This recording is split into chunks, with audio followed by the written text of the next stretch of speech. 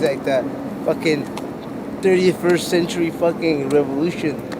This is like the future of tomorrow today at City Hall. And they like brought the bomb squad. Shit.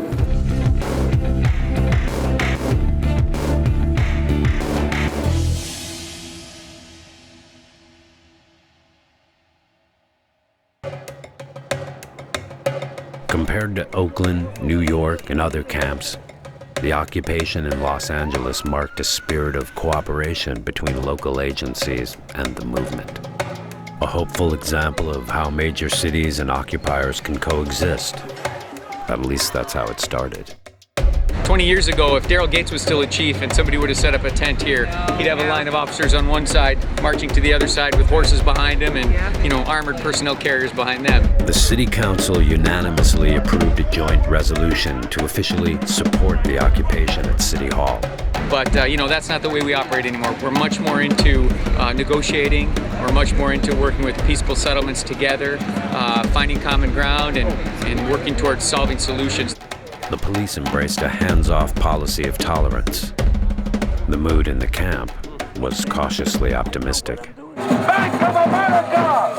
Oh, good for America! But on November 8th, a flash mob at Bank of America was met by a more familiar face of the Los Angeles Police Department. We will arrest you.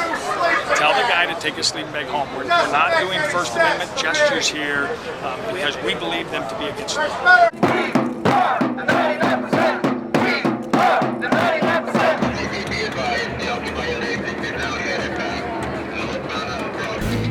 November 17th, during rush hour traffic on the National Day of Action, 2,000 protesters set up tents at a busy intersection on Figueroa.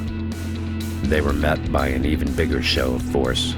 This issue needs attention, and this is one way that we can help draw attention to this, be a part of the national conversation, because if changes don't happen nationally, then we're not going to see a balanced and productive economy for a long time, and we can't survive that. The first arrest of the day was an 82-year-old grandmother from South LA.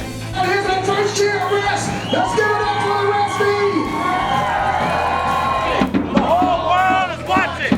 The whole world is watching! Later, at the Bank of America Plaza on Hope Street, occupants pitched tents and linked arms on a grassy knoll. Myself and a group of others walked down there. We found the streets blocked off. Oh, shit! Back up! Back up! Back up! And they just simply responded with violence.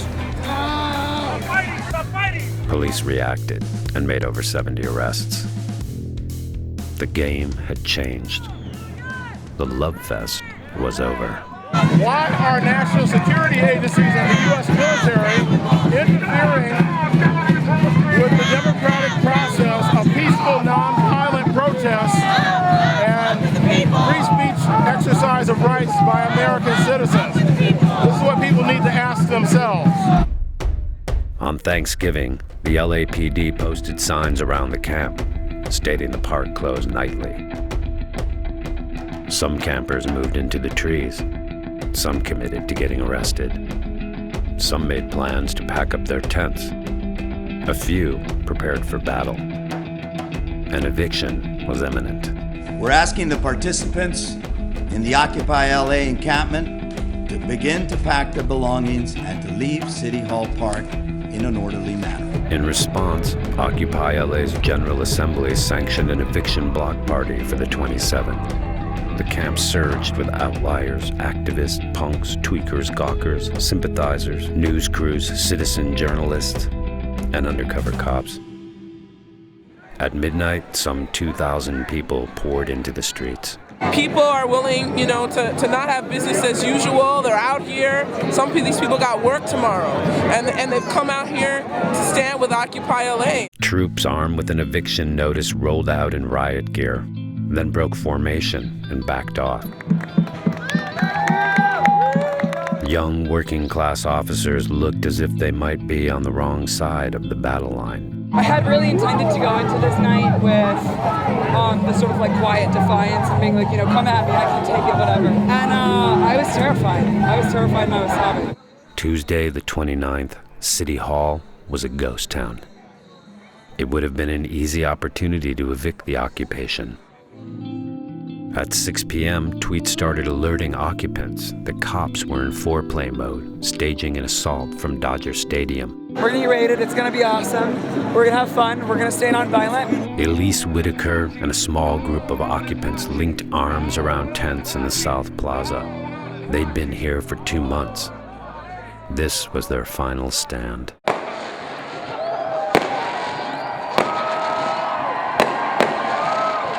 At 12:25 a.m., the gloves came off. Cops descended on the camp at City Hall under the words of Cicero etched in the Art Deco building above. He that violates his oath profanes the divinity of faith itself. Lit by helicopter searchlights and news crew spotlights, 500 cops clad in riot gear burst through the doors of City Hall. I would really say it all came as a surprise. Another 1,000 cops penetrated Solidarity Park and the surrounding area, rubbing up hard against protesters who were chanting, "We are peaceful." The choreographed operation was a precision ballet featuring the LAPD bomb squad, arson unit, and officers in hazmat suits. 300 were arrested and held for hours in buses. So this is what happens when you stand up for your rights. By the dawn's early light, City Hall looked more like a prison yard, surrounded by concrete slabs and chain-link fencing. It all ties in, I think, with the shock doctrine. If you shock people through a show of overwhelming force, they will bow. And the trauma that ensued really sort of suppressed people for the short term. Unfortunately, people can't be kept down using those tactics. The nonviolent movement concerned with economic and social justice was crushed by an overwhelming show of police force. This is what democracy looks like in Los Angeles, New York, Oakland, Syria, Libya, Cairo. Show me what democracy looks like!